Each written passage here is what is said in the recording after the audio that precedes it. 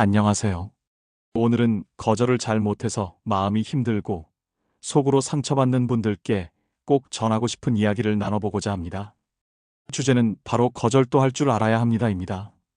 우리는 살다 보면 참 많은 부탁을 받습니다. 작은 부탁부터 시작해서 점점 커지고 어느 순간엔 내가 감당하기 어려운 일까지 부탁이니까라는 말에 넘어가곤 합니다.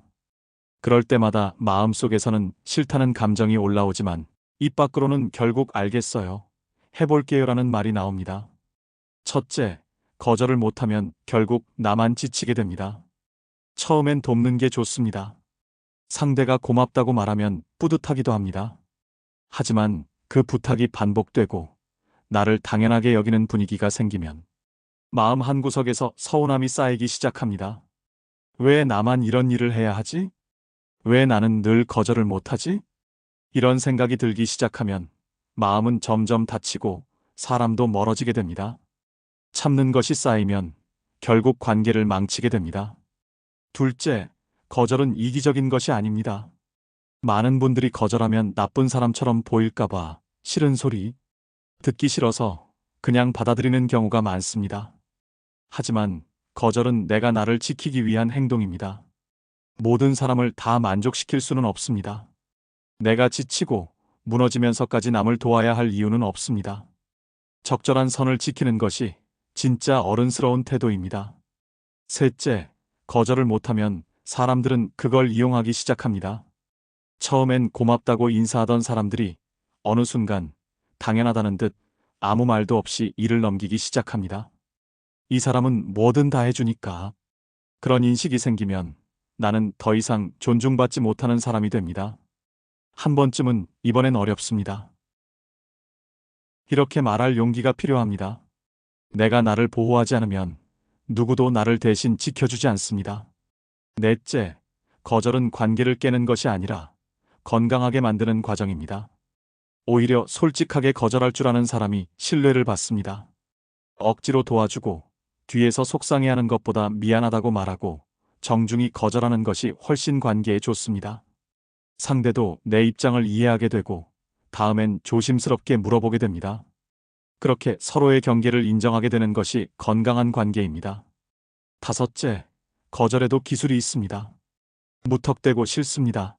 못해요라고 하기보다 정중하게 그리고 명확하게 표현하는 것이 중요합니다. 예를 들어, 제가 지금은 일정이 너무 바빠서 어렵겠습니다. 죄송하지만 이번 일은 제 능력 밖인 것 같습니다.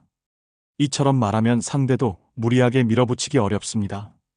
그리고 반드시 말 끝에는 다음에 기회가 되면 도와드리겠습니다. 이해해 주셔서 감사합니다. 같은 따뜻한 문장을 덧붙이면 상대의 마음도 부드러워집니다. 여섯째, 거절을 못하는 이유는 나를 덜 소중히 여겨서입니다. 내 시간이 중요하다는 걸 알면서도 남의 부탁에 내 시간을 쉽게 내어주는 건 어쩌면 나보다 남을 더 소중히 여기기 때문입니다. 하지만 이제는 나도 지켜야 합니다. 내 시간, 내 감정, 내 건강 그 무엇도 가볍지 않습니다. 나를 먼저 생각하고 내가 감당할 수 있는 선에서 행동하는 것, 그것이 진짜 자신을 존중하는 태도입니다. 일곱째, 거절을 잘하는 사람이 결국 오래갑니다. 사람들과 좋은 관계를 유지하려면 때로는 멈추는 지점도 필요합니다. 항상 예스만 하다가 어느 날 갑자기 폭발하면 상대도 당황하게 됩니다. 하지만 평소에 단호하면서도 부드럽게 거절할 줄 안다면 상대도 나의 경계를 인식하고 서로 간섭하지 않는 성숙한 관계를 만들어갈 수 있습니다. 우리는 너무 오랫동안 참고 받아들이고 해내야 한다고 배워왔습니다. 하지만 이제는 알아야 합니다.